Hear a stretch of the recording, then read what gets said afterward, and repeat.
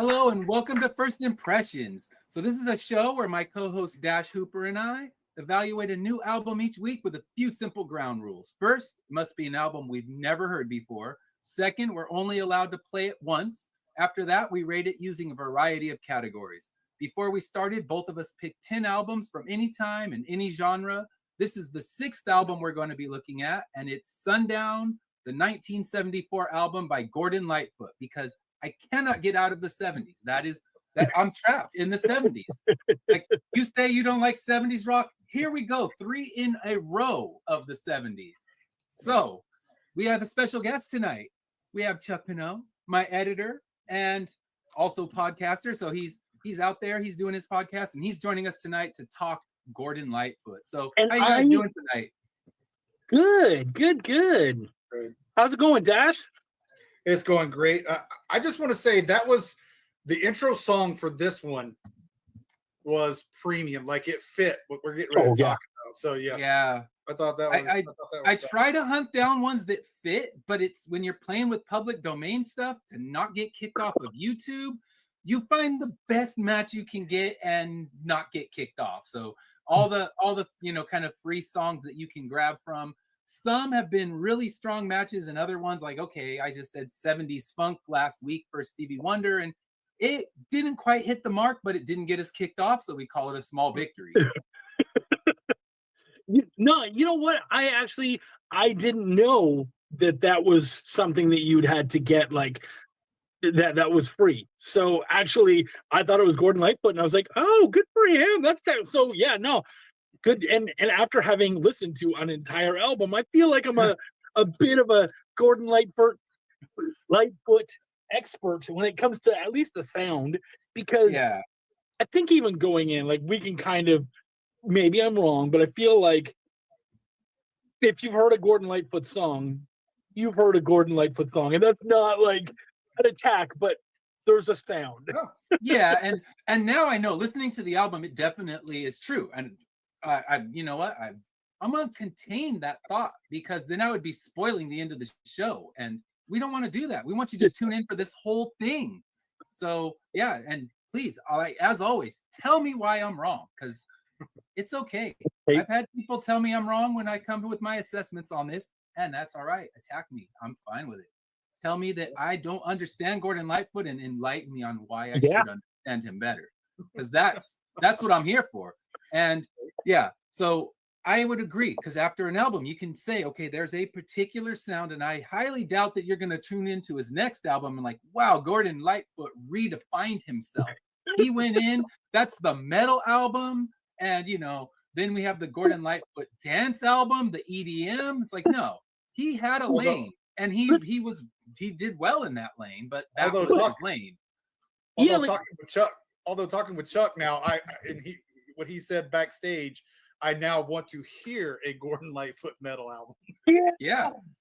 No, that's the funny thing. Is that, like, hell, we're already saying, like, man, if you've heard a Gordon Lightfoot song, you pretty much heard the album, and that's not necessarily attack. Because I'm again metal guy, hard rock guy, but you can say the same thing for Motorhead or AC/DC or a lot of those bands that we revere. If you've heard one of their songs, okay, you're all right, like. Yeah, they have a particular sound, a particular lane. I mean, we looked at in the beginning of this show, the first album we looked at was the new album by The Cure, and that The Cure is The Cure. I mean, you know what you're getting. It's going to be your kind of like. This was more of, they didn't have more of the pop sound, but it's like, what The Cure is going to give you. What a lot of these bands are going to give you, but that doesn't make it bad. It's just, okay, it's familiar, it's good. And yeah, just for me, it's the 70s, the bane of my existence, the 70s. I was born then, and I think I was the best thing that come out of them. That's all I can say. Well, you're probably on a list. Yeah, I'll be in the top 5. Well. We'll go for that. Because I'm sure I got some other 70s babies sitting in this same room with me right now. So this is the three greatest pieces of the 70s there you go. In one room. I agree. So there you go. All right. So it's funny listening to this. I came up with a quotation that I had to to write down, and it is folk music is just country music made by people who don't live in the country. Yes. That sounds about right. Because after having lived in Texas for 12 years and listened to country music, even though, again, it's not my thing, Sabbath was the 70s. Yeah, you know what? There you go. There's the fourth good thing to come out of the There's 70s. there's Now, John, thank you. We have established 4 good things that came out of the 70s. Oh, wait, my wife's upstairs watching this. I better not fuck up my marriage. The 5 good things to come out of the 70s. And I don't know, when your wife was born, Dash, we could get to a whole top 10. right. We're just building a list and it's getting larger, but you know, I open my big mouth. I don't want to eat I don't want foot and mouth syndrome. So it's still not a long list. Yeah, the list is short. So yeah, so another 70s baby. Okay, so Katrina, we are growing our list of 70s greatness, and it's going to reach at least 20. I guarantee. I don't know if it'll get beyond 20 because that's a stretch. But That is a stretch. Katrina, Dash, Black Sabbath, my wife, you know, we're getting there. But there is a cutoff. And if someone else says I'm the 70s, I don't know. We will have to see if you make the list. But I'm gonna say you'll make the it list. might turn out that you suck. I'm not that much of an asshole. If you're born in the 70s, you make the list. Maybe if I know you. Maybe, yeah. I don't know that. I don't want to just give it a blanket. You're on the list, but Katrina, you're in. Sabbath, they're in. So yeah, it's a strong maybe. Yeah. The 3 of us, I have to say we made it because we're here. So right. We are here. I'm not gonna insult my co-host or my guest and then be like, next week I'll be all alone talking about an album I've never heard. And knowing what next week is coming, I need Dash for moral support. So what's coming next week? Next week, the quick sneak preview. It is the Jethro Tull Christmas album. Whoa! So yeah, that one's gonna be a wild one because I got notes. We didn't even know this one existed until we did the Jethro Tull show. Yeah, we didn't know it existed, and then I was just saying, "Oh my gosh, I have to hear that." So now, dropping on Christmas Day, we're not doing it live. We're gonna re-record it, but dropping on Christmas Day will be our thoughts on the Jethro Tull Christmas album. So, how long ago did you guys listen to this album? Because I literally listened to this today. Like, I wanted to come in fresh. I played it Saturday. So usually Saturday after I finish up my morning show, I will do whatever the new album for the week is. But since Saturday, I was not doing much. I played both albums. So I have Jethro Tull done. Oh, okay. I have this one done. So I have my thoughts. Again, no spoilers because we want you to tune in. But I got notes. I mean, I always have some notes, but that one, yes, many notes. But I honestly, I will say this, you know, spoilers aside, I had too much fun, but I think I was kind of mystery science theatering the album, and we were having a good time in my house. My daughter and I were just cracking each other up. So yes, it was. Was that for the Jethro Tull? Yeah, for the Jethro Tull. We were the instrumentals. I was singing random lyrics. It was beautiful. I was having the best time. So that's all you can ask if an album makes you have fun. So I had a good time. After an hour of Gordon Lightfoot, I have to say fun was not really the word that came up for me. So I was like, no. Look, Gordon Lightfoot heavies out there. I'm not coming at you, but I'm just saying fun is not, you know, look, I'm a big Rage Against the Machine fan. Fun is not the word I would describe them either. So it's not an attack, but yeah. You don't say, that Rage album was a blast. It was fun. It was good old fun. It shook you, but it didn't make you want to get up and dance unless you want to mosh pit, you know, then. Right. And I've been in plenty of Rage Against the Machine mosh pits, and they are no joke. Fun and Rage Against the Machine do not go in. No, like you want to be pissed off and break things. You want to listen to Rage. Yeah. I went to a free Rage Against the Machine concert with 25,000 people, and you've never seen a wilder situation than that. And yeah, it was a blast, but it was a scary blast. Gordon Lightfoot would have no 20,000 person mosh pits. There might be a lot of weed in the air, but there would not be mosh pits. There would be some weed. I think there would be some weed. This is my Gordon Lightfoot story. So part of the reason why I wanted to do this was Canadian hero. So, and I really didn't think I knew anything by him. Turns out I knew 2 songs. We'll talk about those later when we talk about the album. But so yeah, I was like, okay, I don't know enough about him, and he's a Canadian icon, so I gotta check into that. But also, I think one of his stories, he does not talk about his youth very often, but he had a sister who was much older than him. Like, he was just a little boy when she was getting married. And so he told this story of seeing Gordon Lightfoot before he'd really gotten big in, I think, like the outskirts. We live about an hour north of Toronto. So kind of in the outskirts of Toronto, he's playing this small wedding or whatever. And she was dancing, and my dad was standing on her feet and kind of dancing with her. And I just thought, that's a really cool memory. And because of that, I wanted to listen to the album. Mm-hmm. And it sounds like something I could dance on somebody's feet to. Yeah, that sounds about right. So we're gonna start off. We always talk a little bit about the history of the artist. So I did a little research. So this one, I can say I went in with zero knowledge of Gordon Lightfoot, as we'll talk about when we talk about our history. But Gordon Lightfoot was born in 1938. And he's a Canadian singer-songwriter, folk musician, widely regarded as one of the greatest Canadian musical artists. And he was born on November 17th, 1938 in Orillia. I don't know if I'm pronouncing that right. Orillia, Ontario. And he had an early talent for music. He performed in church choirs and local festivals. And in the 1960s, he became a key figure in folk music. And he gained attention because Peter, Paul, and Mary and Elvis Presley covered some of his songs. So that kind of grew his reputation as a songwriter. And in the 70s, that's when he became a major solo artist. He had If You Could Read My Mind, came out in 1970. Sundown, the one we're talking about, came out in 1974. And then The Wreck of the Edmund Fitzgerald, 1976. And those were kind of his big 3 albums that cemented him as a storyteller and made people think of him. When you think of him, you would think of nature and the Canadian landscapes, because he talks a lot about those. In this album, he definitely brings in both those themes. So he earned numerous accolades, 16 Juno Awards, which is like the Grammy Award for Canada. And he has been introduced into the Canadian Music Hall of Fame in 1986.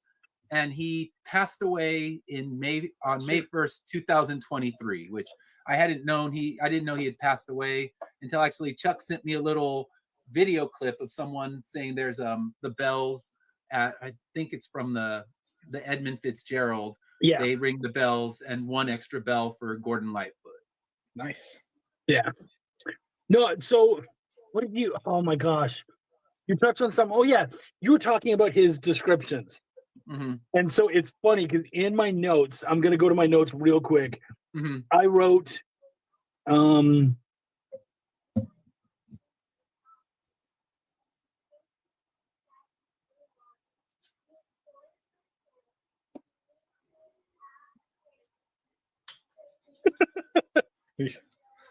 right. So you wrote in your notes. Oh, sorry. Did you not hear me at all? No, not at all. No, cut off. Okay. I guess when I disappeared, you didn't hear me. You held us with pins and neadles. We've been waiting. I know, right? We were right here. So, okay. So now I know I can't just go back to my notes. No, I wrote, if you're looking for a description of a place for one of your books or something, just pick the appropriate Gordon Lightfoot song, because he already wrote it better than you would. Yeah. Exactly. You can get it right from him. And the island he was talking about, I'm assuming, is a Canadian island. And probably. I know everything I need to know about that island. I may never visit it, but like I said, I need it for a book. If I decide Immortal Era needs to be set on that island, I'm ready. You got it. Yeah. All right, so a little bit about the review. So this album, as we said, it came out in 1974. It was considered a shift in sound for him because he was more straight folk, and now this was more kind of folk slash soft rock. And I imagine that, like, I could hear this playing on 70s soft rock radio stations. And of course there were purists who didn't like the new sound. There's always the whiners, and this was pre-internet, but they've always existed. They just didn't have a platform like they have now. They probably found a way to put it on the internet, though. Yeah, they just scrolled it on the walls like, fuck this new sound of Gordon Lightfoot. Folk or die. No, it's I don't. It's so funny because really, like, when I listen to it, again, you can't, you're not gonna set the bar as Metallica for rock, you know what I mean? But Yeah, it doesn't sound all that rocky to me. What I heard no. was a lot of like extra production. So you would hear like wind instruments or some violins or something in the background. And I'm like, oh, okay, cool. So they're adding in orchestra and other stuff. But, really like, oh, this one went way rockier. And I'm like, fuck, what was the last album? There was no rock, but I think the super clean production and kind of that addition of the strings and the flutes, that's what the purist would whine about. Because the purists, I mean, we're talking about the people who got angry at Bob Dylan when he put a backing band, because they want their folk to be a dude on a stool strumming a guitar. That's their version of folk. So anything that's greater than dude on guitar, that becomes, sellout folk. So, there's always whiners. And apparently in this, when he released this, there was a little backlash from the pure, sit on your stool and play me songs about mountains people, that they weren't happy that there was a nice flute solo in the song. So this one, it was his highest selling album. It was the first and only one to reach #1 in the US and in Canada. So this one solidified him as an international star, and it had 2 huge hit singles on it, Sundown and Carefree Highway. They both had heavy radio rotation, and the Sundown actually went to #1 as a single, as well as the album going to #1. So yeah, this is still considered his greatest work, and has basically made it so he had a large career. So this was the one that set him up. And when it was released, it did receive pretty good reviews. Mostly you're looking at like the 3 to 4 star reviews. Rolling Stone said really liked the album. New York Times said it was his greatest achievement, and Billboard magazine also thought it was a triumph. So yeah, it received pretty good reviews. And in retro, like they do the kind of those revisionist reviews, it's actually gained some steam from that, because some of the initial reviews weren't as strong. But when you look back, you always get those ones that they look at it on some random anniversary and they're like, well, we might have been too harsh. And now with time, it's actually gotten stronger with its reviews than gone down. It's funny because when you're talking about reviews like that, one of the best review stories I like is Jim Carrey talking about what is it, Ebert and Siskel and Ebert. Siskel and Ebert. And when his first big movie came out, they destroyed it. 2 thumbs down, just wrecked it, said terrible things about it, about him, all this kind of stuff, and just were brutal. And then several movies later, they actually brought him back up and basically said they did an all Jim Carrey episode. And they were just like, we want to relook over these, because what we didn't realize at the time is that we were seeing something brand new that, like, our brain just a different comedic style they weren't ready for. And so now we have to go back and look. So I can understand how this, I don't know what folk looked like before this, but I can understand that someone down the road might have just been like, I wasn't ready for whatever that is, whatever he did. Yeah, like I said, folk was dude on stool. Like, all right, it's me, it's Bob Dylan strumming a guitar by himself, telling his stories. And I think that's what people wanted with their folk, and they didn't want polish, they didn't want production, they wanted that rawness that would come. They wanted Joan Baez and Crosby, Stills, Nash. That's what they wanted. That's what they wanted. Just standing out front or on the stool singing. That's what they wanted. Yeah, the singer-songwriter thing. And I mean, really, looking at it from my point of view, I wouldn't see what they're whining about. But then again, they're not one of the good things. The whiners aren't one of the good things that came out of the 70s. They're not going to make the top 20 list. Definitely not. You're not on the list, whiners. Yeah. So pissy pre-internet whiners, you didn't make the list. As always, fuck the haters, guys. Doesn't matter what era. We hate That's my haters, favorite. So. That's my favorite. Yes. All right. So let's talk a little bit about our background. So I'll go first because mine is nothing. I knew nothing. I didn't know the name. I didn't know the songs. As I listened to the album, I realized I knew a song by him, but that was as far as my background knowledge goes with him. So Dash, what's your background? Because we heard Chuck with his story and his dad and the dancing on the feet, but what was yours, Dash? What's your connection with Gordon Lightfoot? Just like we talked about, we got a familial tie, just like Chuck. This was, my mom loved Anne Murray. My mom loved, the folksy, and so that's where I even learned of Gordon Lightfoot. Now I didn't listen, to when she would sit and listen to her albums. I never really sat and listened to them like I did with my brother. When I was listening to Jethro Tull, when I was listening to Sabbath, when I was listening to all the 70s, but it wasn't, and it was. I don't tell this story to a whole lot of people. I share the same name as his first name. That's my first name.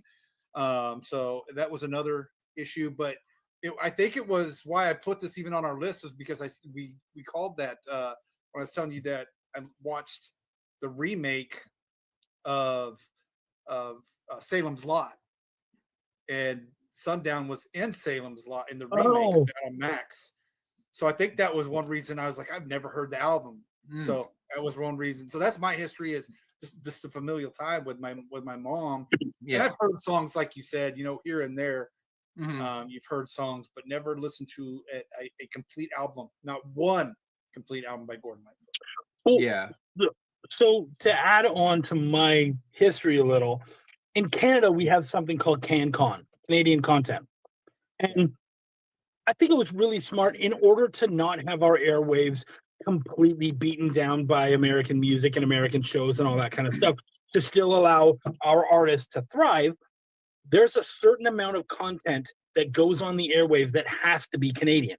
And it follows it, Canadian producer, Canadian company, Canadian written, created, like it requires a bunch of that stuff, including, especially with music, it's like singer, songwriter, and it comes on some kind of point system. And of course, so when you're listening to the radio, there was more than enough Canadian content on there that I knew some songs would come up and I'd be like, oh, okay, I could never have named a single Gordon Lightfoot song, but I did know two of them on here, and I'm certain it's because of CanCon. Yeah, that would make sense. Yeah, and I've heard about that. Yeah, they have a specific amount of Canadian content that has to be played. I like it. And yeah, I mean, that's good because you showcase what's local, and it's not, like you said, it's, there's no American invasion, no British invasion that completely takes over the airwaves. That shit will still come. Like, we're still going to get all that. It's just that they're making room for our own, which I think is wonderful. And I'm sure they still play Nirvana and Oasis and all the things that came over. Probably missed out on any of that. We got played here and got overplayed on so many of them. So one of my favorite country artists is from Canada, Paul Brandt. Okay, so, did not know that he was from here. Yeah, one of my favorite country artists. So that's cool. He doesn't play anymore, or at least around on country music around here. But I know he's still active up in Canada and still does shows. And, Cool. Yeah. So I don't know that artist either. So maybe if he puts a new album out, then you can throw it our way and we'll play that one. Look. I will look. Yeah. All right. So now we're going to talk about our overall thoughts on this album. So I will let you two go first. So Dash, what are your overall thoughts with this album? Okay. I thought again, if you guys have been watching this show, if the beat gets my head bouncing like this, I'm going to be into it. Well, it started off great with Anytown US or Yeah. yeah, No, somewhere USA. Yeah. Somewhere USA. I thought that was really good, but somebody hurt this man. Somebody really hurt this man. And you could tell it in a lot of songs, and you know, I mean, that's what folks. I mean, we talked about folk is it's all about the country, or you know, the scenery, you know, and just like John Denver and all those people. But yeah, this album, somebody hurt him really bad and cheated on him to come across the way that. But I listened every song. To me was well written. Well, the music was beautiful in each song to me, and you could. I mean, it was smooth as far as the sound goes. Very smooth. Very. I think there was only one time I caught electric guitar. Like everything else was, like we talked about, was winds and strings and acoustics. His great sellout moment. How dare you play that electric guitar? How dare you? But blasphemy of folk. I just thought it was a well done album. And even though he was hurt, there wasn't a lot of songs that were like we talked about last week with like breakup songs and they're down and they're low and they're slow and they're melancholy. I don't think any of these were really, I would call that. So yeah, I mean, even the one, I know the title track is, you know, the biggest one on Spotify. It's like 116 billion listens or something like that, some absurd number. And it's a downer of a song, but it's not, like you said, it doesn't have that same kind of breakup, you know, when that whining stuff. It's kind of, I got that upbeat in that one. That's the one that got stuck in my head all day. I'm kind of walking around like humming that in my head. I'm like, damn it, Gordon Lightfoot, get out of my head. Ready to fight. He was ready to fight in that song. He was ready to fight in Sundown. And so I mean, whether you appreciate him or not, I thought that was a well-written song. And then I just thought it closed out well. You know, I thought like we always talk about, I thought it opened up well and I thought it closed well. So overall, I thought it was a really good listen, and I enjoyed his lyrics for the most part. Yeah, cool. All right, Chuck, what are your thoughts? I mean, you know what? Pretty much along the same line, though. I will say you can definitely tell. You know, for the millennials out here, you might not understand this, but the A side and B side, like it really did start strong, and then it got into Sundown and whatnot, and then I was just like, oh, okay, yeah, I see what you did. Like I can see where the B side is, and again, not bad tracks, but just like not as exciting. One thing I did notice, and I ended up looking because I wanted to show the difference between a Canadian folk singer and an American folk singer. And I'm gonna say it, I'm gonna be that douche. One thing I noticed is there wasn't one dead body that I heard of in the whole damn thing. And he only mentions the gun once, and it's pulled on him, and that's it. So no murder ballads, but I don't know. I kind of miss the murder ballads. That's my jam. Murder ballad. I'm always here for a good murder ballad. Well, I know. By the end of it, I was like, you know what? If Johnny Cash could just storm in and kill a motherfucker, that would be great. Yeah, I'm here for that. No, Sundown would have been the song to do it too. Sundown bring in Johnny Cash. And I think Sundown's actually the one that mentions the gun. Is it? Yeah, okay, it is. I don't remember. So yeah, I was telling Dash, like, this album, I bought it in the used bin. It skipped like hell. It was like the worst album I've bought. So I had to play most of it through Spotify. But yeah, it didn't have the lyric sheet either. So I was having to bounce back and forth. So it was a pain in the ass. So I didn't get as much from the lyrics as normal. But for me, we've already talked. If you've been watching this, you know the 70s are not my jam. We just established there's only 20 good things that came out of the 70s, maybe 25. We can fight and increase the list. And the first two tracks are so 70s that I was just damn it, this is gonna be the worst listen ever. I'm gonna have to fight through this album. And by the third, he kind of won me over. Like, okay, I'm gonna stop just pissing and hating the 70s. I don't want to be that guy. We've already established they suck, and I won't be that guy. And by Seven Island Suite, I was kind of in there. I'm like, all right, I'm feeling this.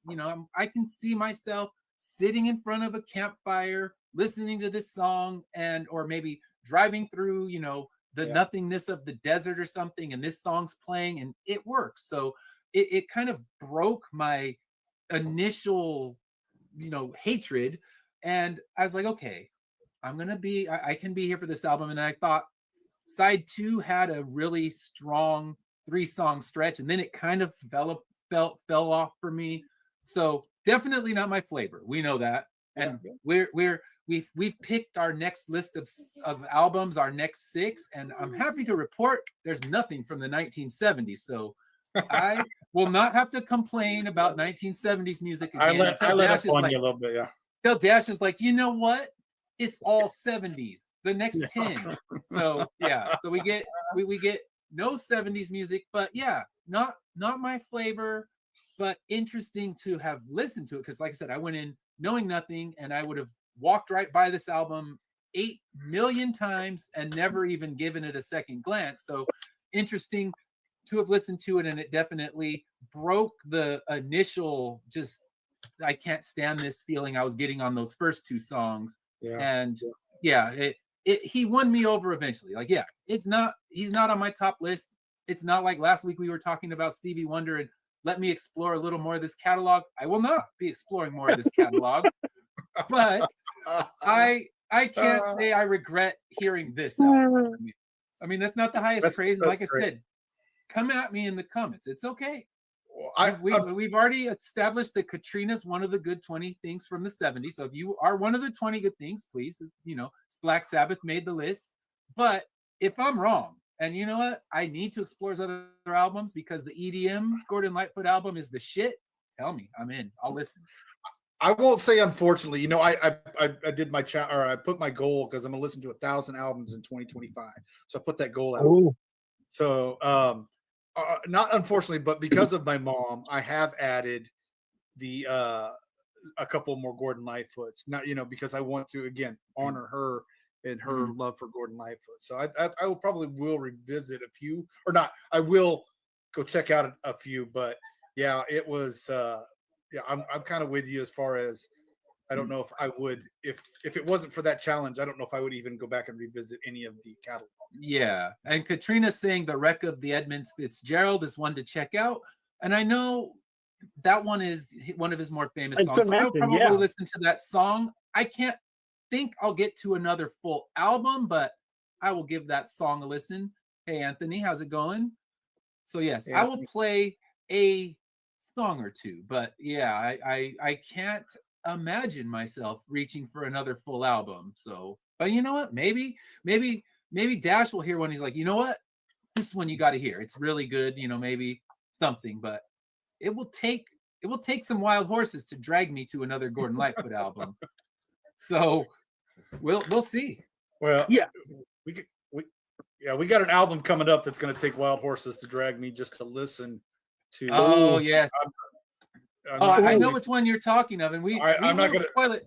We have our next 2 shows, so just so you know, we won't be live for the next 2 weeks because the next 2 weeks are Christmas and New Year's. So we're going to be doing our thing, but we will be pre-recording, and as we've already established, it will be Jethro Tull Christmas album, and then we don't have an album for New Year's because we couldn't find one that had a New Year's song, at least one that we hadn't heard before. Like, of course, U2, and everyone knows that song, but I also know that album, so we can't dig into that one. So we're going to be doing our year in review. We're going to be talking about our top 5 albums, our top 5 songs, and at that point we will reveal our next 6. So we're going to be doing our next 6 albums after that, and you'll know right away the one that both of us are just looking at with dread. I love that you guys both picked one that you're unhappy to listen to. It was a request. That was a request. That was a request, and we honor requests. We tell people if you send a request, we will try our best to do it. Now, granted, we have Fuck a list that of things, and fan. I've already bought some of these albums, so I'm like, I already paid for this album. We got to make sure that this one gets in. But eventually, you drop a request, and we will try it out as long as we haven't heard it. So some of the requests, like I saw Dash's 1,000 album recommendations he had on Facebook, and a lot of those I've heard. So anything we've heard automatically removed from the list. So yeah, You know we'll what? see. You guys have both enjoyed hard rock and such, right? Oh yeah.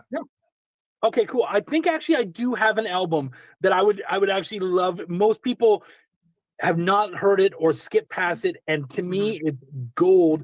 And I would love to hear what you guys have to say about it. So, yeah, I'll write it down and I'll mention it.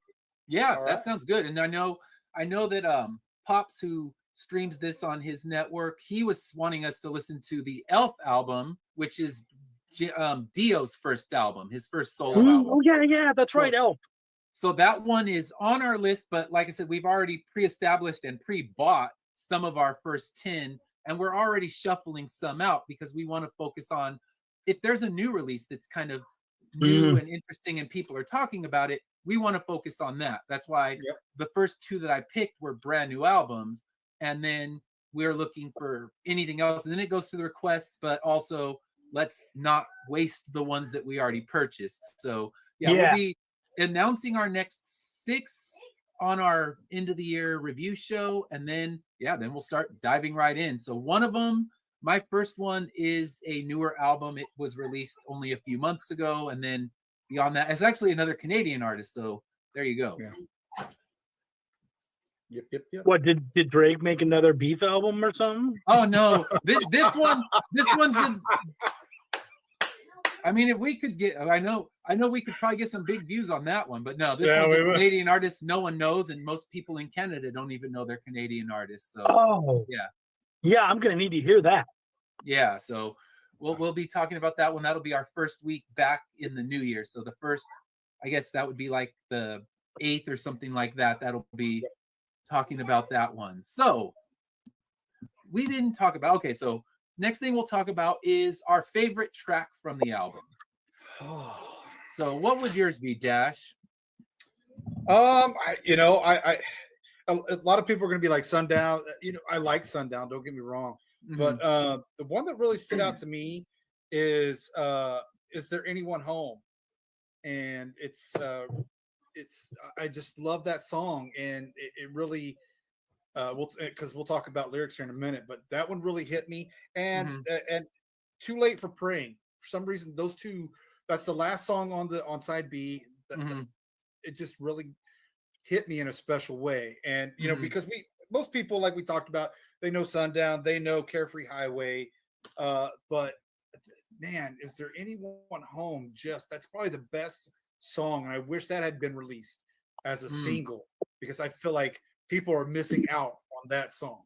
Okay, Dash, it's insane. The one lyrics I wrote down were for Is There Anyone Home? It's actually a really good song. It has really great lyrics. The lyrics here, like I'm excited just to read them. Like it's actually like, it's a beautiful song in its own way, but also like hopeful. Whereas there was a lot of like desperation and kind of sadness. This was a really, like, even just listening to the song, you go, or the title, you go, that's probably another sad one. But actually, there's some really beautiful lyrics in this one, and it really is nice. Like, this is one you want to sit down with the lyric sheet, this song especially, and listen to all the way through. Dash, I'm with you on that 100%. Okay. Good song. Yeah, I liked that one too. For me, the first one that grabbed me was The Watchman's Gone. I liked the narrative. I liked that, it had kind of the different metaphors of what, getting on the train could mean. And, a lot of it, that's definitely the folk thing, like getting out and breaking free of the shackles of, society. And that one kind of worked for me. And it was opening on the B side. And like that, by that point, I had kind of thawed on my initial, just no more, I can't take this. And that one, I really liked that. So what was one that caught you, Chuck? So Carefree Highway and Sundown, both of those are the two songs where I was like, oh shit, I know these, and I'm bopping away. And actually, I liked the first track. Just a sec. That Anywhere US or Somewhere USA. Somewhere USA. Somewhere Yeah. USA. Sorry, I had to flip notes real quick. Do the Somewhere quick flip USA. note. Really dug that one. And yeah, of course, Is There Anyone Home? Like those four for me really hit it. A lot of the other songs, they were just like, they were there too. You know what I mean? Like they're Yeah. good, and if you like that stuff, you'll enjoy it. But those were the ones that kind of jumped out. And I remember listening to Somewhere USA, and I thought there was a cadence to the song that Yes. felt almost like waves. Where I was like, okay, yeah, and you could really feel that one as he was singing it more than probably any of the other songs. That's what I said. Your head, as soon as that started, because it jumped right into the song, and my head just started. You're right. The way that's a perfect perfect. Yeah. Thank you. Yeah. Yeah, an opposite feeling for me. It was like all the colors in the room muted, and everything started to look like an episode of a 1970s TV show. And I felt myself drawn into the era again. And I was like, no. And I fought, I battled. But I like I said, by the time we reached the third track, that was the first one that kind of grabbed me, and that was the Seven Island Suite. So I'd also put that one as one of the tracks that I enjoyed. So yeah, it took me a minute to get there, but yeah, it took me 2 songs of whining on my couch to finally get there and like embrace the folkiness of it. I think I would actually argue with you, and I would be really interested if Somewhere USA had shown up later on and you had already kind of spun into and listened. I'm betting that you would probably be speaking differently about it, because it really was like, there really was some good stuff to it. Yeah, and you're probably right. If you're starting in the mud, you're going to be in the mud the whole way, and you're not ready for it, you're not going to enjoy it until you find out how to enjoy it. Yeah, because honestly, had it opened with the track that finally started to get me, if Seven Island Suite was the first song, it still reeks of the 70s. It still dulls my vision and makes everything look muted and dull colors.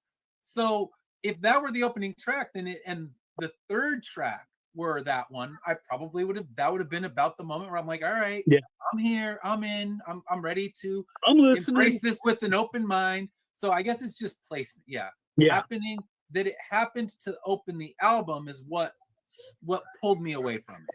And it wasn't anything that it wasn't the song, it was my mindset of just that one. This is the most 70s of all the 70s albums we've played. And like I said, it is a slog a little bit. You know what I mean? Like there's not a lot of real up-tempo stuff. It is very kind of like it's one speed. Just moving forward and stuff. And so I get that when you're like, this is where we're starting, but when you realize, no, this is all of it. Like most of it pretty much is this. So then you're able to look back a little bit and be like, oh, actually, okay, that's probably better than I thought. Yeah, and I think you're probably right. Had it been placed different on the album, my feelings with it would have changed. And this one, like we talked about the Jethro Tull album a while ago, and that one was so poorly tracked where it started with one of its weaker songs, and we both agreed that it started so poorly. But this one, I think it was my mentality that started poorly, not the music. Yeah. And like I said, I'm here to admit it, because I've made no secrets about my feelings about this, and this is the most 70s of all the 70s. Because we listen to Blue Oyster Cult, that might be 70s, but some of that feels more timeless. We listen to Stevie Wonder, and huge chunks of that album feel very timeless. You have albums that feel 70s, but it doesn't just it doesn't mute your vision the moment you start listening to it, like this one happened to do. I feel like this is really just a niche audience. Like with certain things that we've listened to, I think there's a broader audience. And I could be wrong, and guys tell me in the comments if I am. But yeah, this is a niche audience. This is the the older crowd that's they just like this music, and that's not a knock on anybody. I just feel like you're right where you say this is if we were to draw the 70s, I would have Gordon Lightfoot right in the middle. Like this album should come with a pair of corduroys and a bent joint hiding behind the back of your ear. Oh yes. So what were some standout lyrics for you? So Chuck, I'll let you go because I know you wrote some down. Again, is there anyone home? It's there's a light around you. I've come to switch it on. It will brighten every room. Don't be ashamed if you feel a whole lot warmer in your heart. And I was just like, dude, the person they are talking about, first off, they're obviously not in a great place. Yeah. But he's just like, dude, if you could get there, you would light up a room. Like you would, it would just, you are just so amazing. I want to see you there. I want your life to get better. And I was like, fuck, it was so hopeful and beautiful and Yeah. honestly, kind of what I needed to hear right now in my own life. I was like, oh shit, Gordon. You got me, motherfucker. You got me. Yeah, it was, that hit right here. Yeah. I had lyrics from that one too. So yeah, it's crazy. I think all three of us grabbed those. It starts off. I mean, just the start. I mean, and I want to piggyback on what Chuck said. Is there anyone home in this house made of stone? Anyone inside know my name? I've been around for a half 100 days. Never saw a door shut. Man, it just, you're like, he's getting ready to tell you everything, and I'm immediately, as soon as that song started, I'm just like, I did my old rest the chin on the hands and just listened, because I knew the minute that opened, I was already in. Yeah. And to piggyback the lyrics that he quoted, I mean, you're just, God, that's what I said when I said this was my favorite song. Just, it's a beautiful, and this needed to be a single, because I think lots and lots of people need to hear this song. If they need to hear this song. Yeah. So I had those same lyrics, so I'll go for one of the other ones, and that was the Too Late for Praying, where he said the rivers run high and the tears will be dry when it's too late for praying. So yeah, kind of saying there's no chance. We're kind of doomed. So it's kind of his darkest lyrics, even though the songs all feel kind of, I guess folk just kind of has that optimistic feel. Even if it's a murder ballad, you're still like, yeah, it still feels kind of happy. Oh, he just slaughtered that woman and drowned her, bummer. But I'm still in the folk zone. So I think the lyrics are darker than the song sounds, but I like that whole song, and it's almost that hopelessness of what's going on in the world, and some things never change. 70s hopelessness, 80s hopelessness. I mean, you get that bleak feeling of nothing can change, nothing can get better through all the eras of music. So nothing's different on this one. So yeah, I liked those lyrics, and both the ones that you guys said were also ones that I had. So yeah, that song definitely hit with all three of us grabbed lyrics from it to put down. Let me add on to Too Late for Praying. All the children of today, nothing left but promises, nothing much is certain. If this wasn't if he wasn't an oracle or reading the future, I mean, and then it goes, all we see is want and need across the land or the board. All we see is want and need across the board. I was a pup when this song was written, but it still holds true. It still holds true to man, and I that's why it was one of my favorite songs on the album as well. I got a little tear running there. Yeah. No, that's that shit is deep, and talking about the timeless aspect, those are timeless lyrics. Yeah. You put those, you have someone else sing that, you have a Post Malone come in and sing that and do his own version, or an Ed Sheeran or something, and don't tell them it's a cover, and everybody's just gonna be like, this guy's fucking brilliant. Like, what they're gonna think you got deep. To it right there. This is today, and you're like, no, this is mid 70s. Yeah. Mid 70s, nothing's changed, sadly. We're still sitting here, because even we were talking about one of our previous episodes, the Jethro Tull one, and he was talking about the global warming, and for him it was global cooling that they were worried about in the 70s, but it was the same our environment's fucked message that you could hear today on any new album. The feeling of, oh crap, we're wrecking our world, that hasn't changed. And that album was, I believe, 1976. So these thoughts, they don't change. And that's the sad thing. Like you said, you could hand them to a new artist and no one's going to feel like, oh, that's definitely a 70s song. You play it in its version now. Yeah, it's everything on this album screams 70s at you, but the lyrics don't. You could move the lyrics to somebody else and they could feel more timeless. I mean, granted, there's those, kind of road trippy lyrics that are thrown in there, and those definitely would feel more 70s and more 70s folk. But songs like this one, they can resonate through any time. I mean, you could play them. Maybe in 100 years when the world's fixed, they won't resonate. But I feel like that's wishful thinking for sure. Yeah. All right. So now we come to our skip this song section. So Dash, did you have any ones that you would skip on this song? I liked all of them, but I have some least favorite. Circle of Steel was all right. I don't know if that was like my favorite, and probably the list. Those were just all the songs were good. So I probably, again, like we talk about this, it's not a CD that we can just pick up and or push the button and we move on to the next song. I would leave it. This is kind of those ones where, like you talked about before, where I might zone out for just a second and then come back when I hear the songs that I want. Yeah. But I wouldn't say skip, because somebody might like Circle of Steel and be like, that's the greatest song in the world. That was my skip. And not only was that my skip, but I'm listening to it and I'm reading the lyrics and I'm like, worst Christmas song ever. Yeah. So that's my skip, because I'm like, fuck. I mean, I know people talk about that song Christmas Shoes being depressing, but that's because they haven't heard Circle of Steel. Circle of Steel. I mean, that's like a fucking joyride compared to Circle of Steel. Like, Dad's in jail, life sucks. Hey, it's the holidays. No, damn you. That song, I will scratch the record up so I can't play that one again. They could just change the name to It's a Slit Wrist Christmas, and like it would just fit right in. Holy shit, man. Like that was dude, yeah. I mean, my two that I picked were Circle of Steel and The List. Like, just nah, Yeah. can't do it. Yeah, that's so funny. Dash, you're my new best friend. we are best. We are.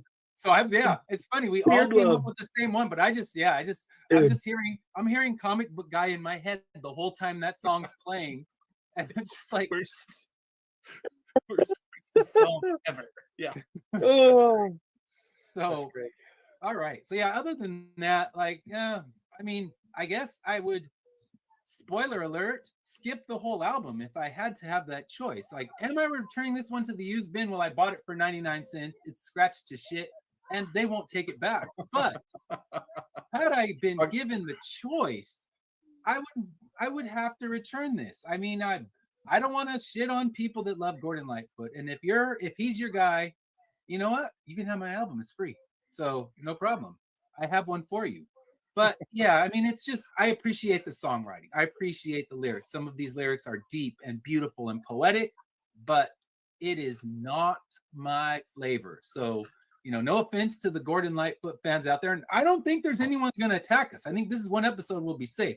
One of our ones coming up, we have to worry about attacks, because we could upset a group of ravenous fans that might take us down, and they will storm the castle. So Gordon, so Dash and I are going to have to be at the door protecting our collectibles, because don't fuck with our toys.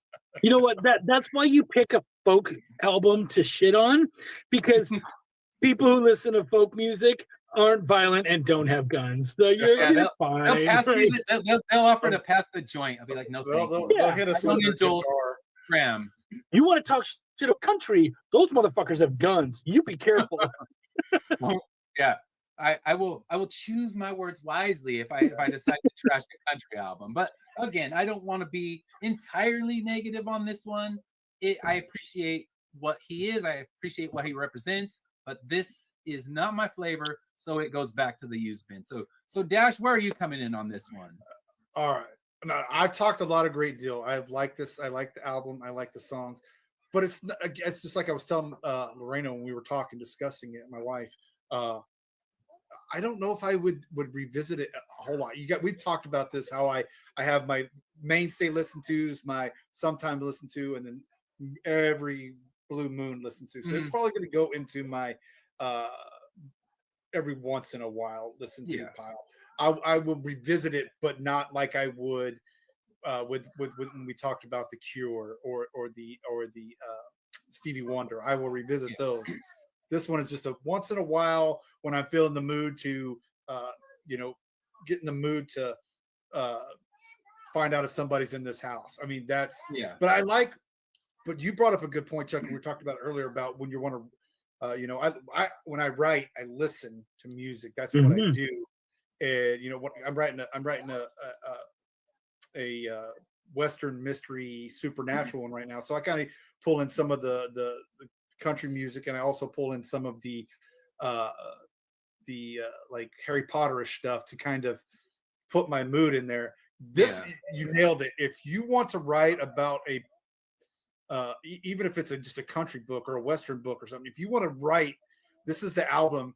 I'm telling you, ladies and gentlemen, just like Chuck said, this is the album to do that. Go listen to his descriptions of nature are so vivid that that's what you need, you will definitely get that one. And that's funny because you're talking about writing music. Our album, our next live album that we're gonna do is the top band that I listen to when I write. So we'll be hitting my writing music. So when we go into the history, I'll have a lot to say instead of this one where it's like, what do I know? Nada. I know nothing. I still know little, even though I did some lazy internet research to find out what was going on with him. I still am, what I know of Gordon Lightfoot could fill a shot glass. Now it's more than a thimble. That's where it started, was, the bottom of a thimble was what I knew. Now it's a full shot glass worth, but still I don't have deep knowledge of this, but I'm glad I experienced it. And that's the fun thing with this show is I am happy that I'm experiencing any of these albums, whether I love them, whether I hate them,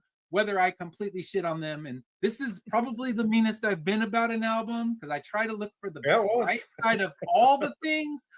But I appreciate the chance to listen to something. And like we talk about this, sitting down and listening to an album with no other agenda. You're not on your phone. You're not, doing anything besides just sitting down and letting the music wash over you. It's a beautiful thing. And, it's one of my favorite things. And I had kind of lost that feeling because so much of my music processing is in the car, on a run, while you're moving about, not just sit down on the couch and listen to an album like I would have done in the 70s and the 80s. So I love the chance to do this. And I love the fact that now I can say, even though it's shot glass size knowledge of Gordon Lightfoot, I wouldn't sound like a complete unknown idiot. And I could tell someone about it. So the fact that I got to experience this and I would have never had it before, that's the fun thing. So Chuck, where are you on this one? It's funny. I think I'm kind of right around you guys. Like, if someone will come to me and say they'll ask like something like as a metalhead, they'll be like, baby metal. What do you think about baby metal? And I'll give them the same answer every time.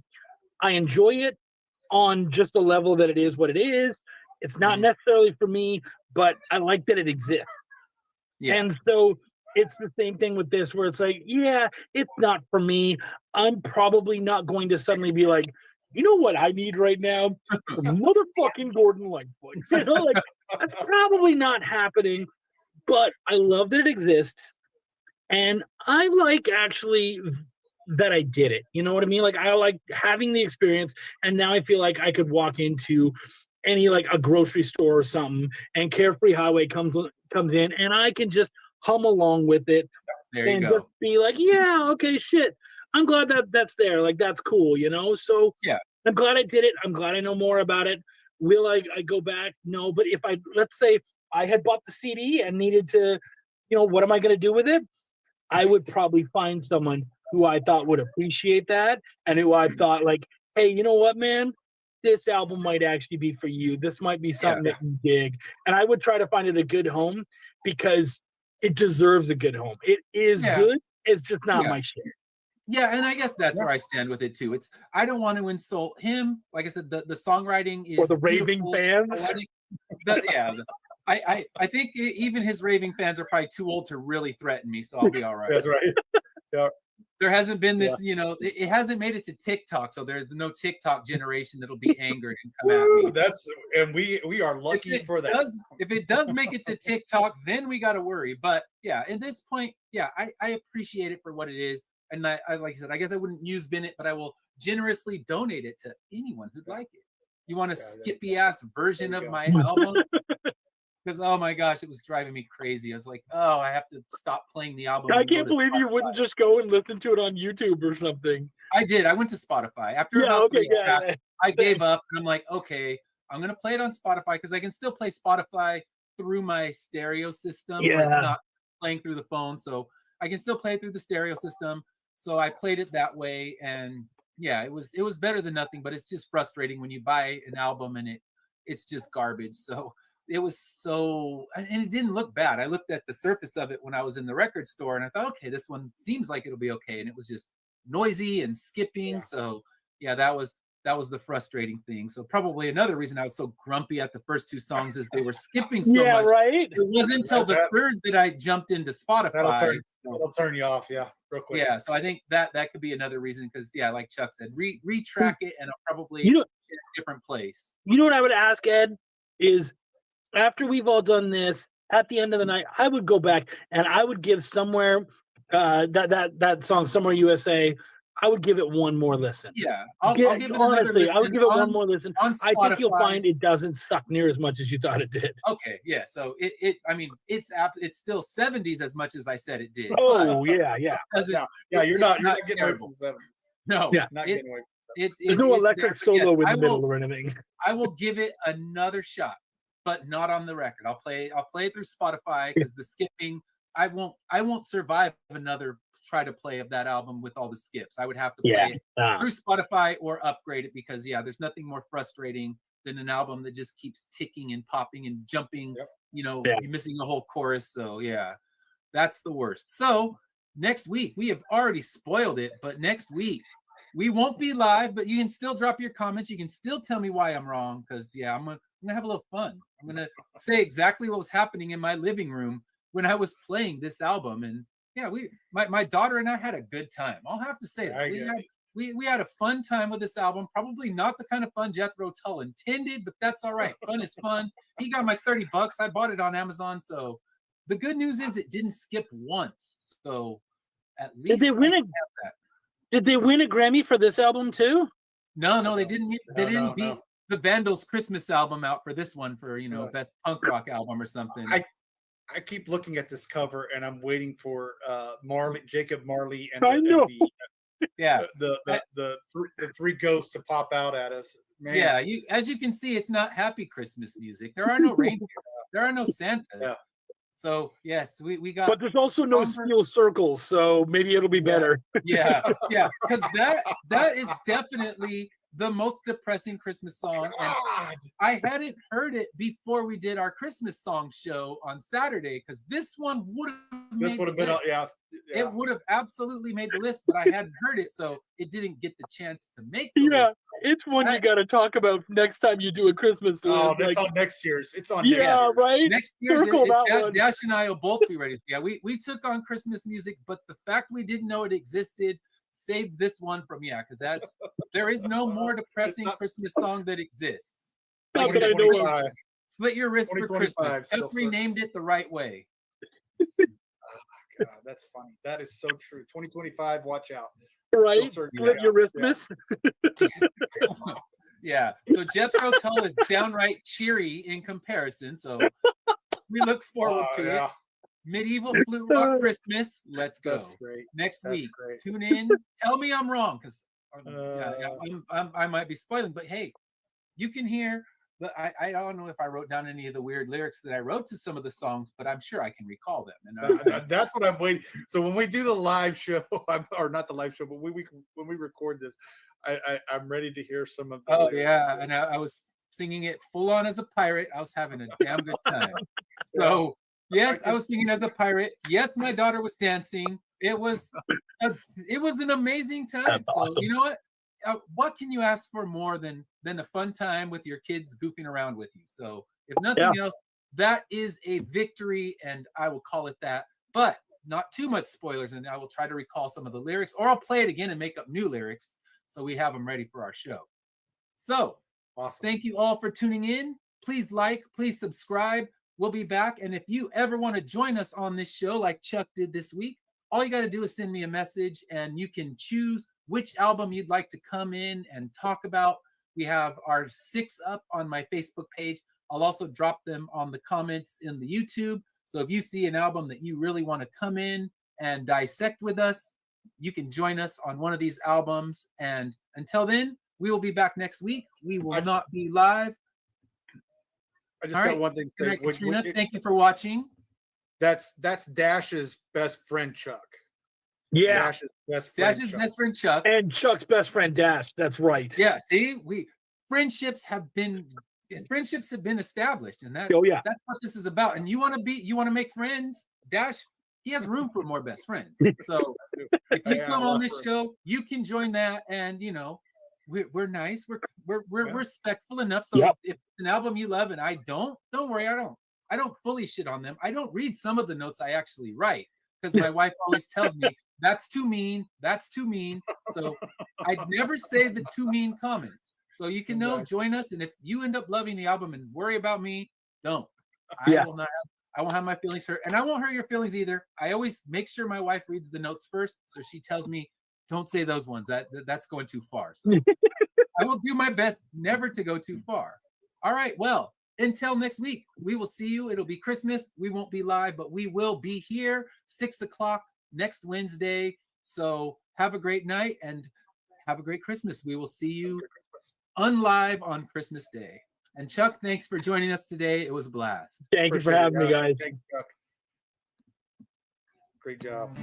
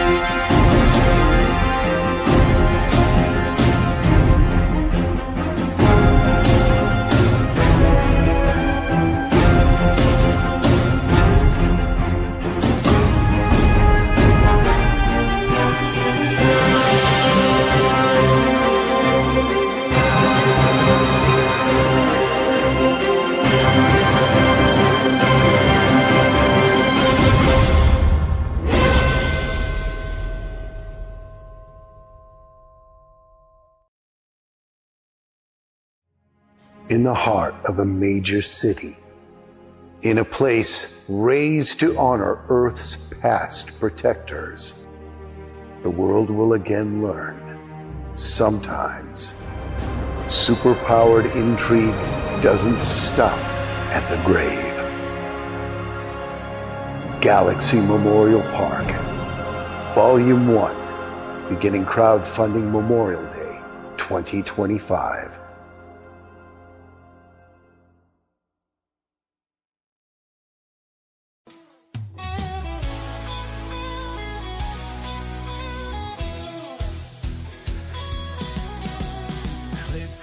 Tube and feel the vibe. Every show you crave right here live. Heroes and villains clash in the night. Madness Comic Network sets it right. Scroll through the list, find what you need. Epic battles and fast-paced speed. From capes to cosmic space delight. Tune in and and watch your favorites ignite. On Facebook, share the thrill so grand. On X, the buzz across the land. Madness Comic Network all around. In every episode, joy is found.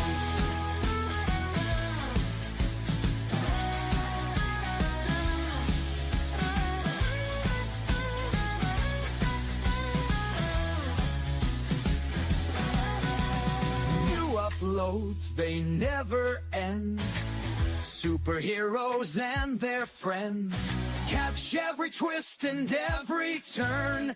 Madness Comic, you will yearn. Stay up to date with every twist. Madness Comic, don't miss a gist. From laughter to tears, every mood. Madness Comic sets the groove. Click that button and subscribe. Catch the wave and ride the tide. Join the fun, join the craze. Madness Comic brightens days. Hey!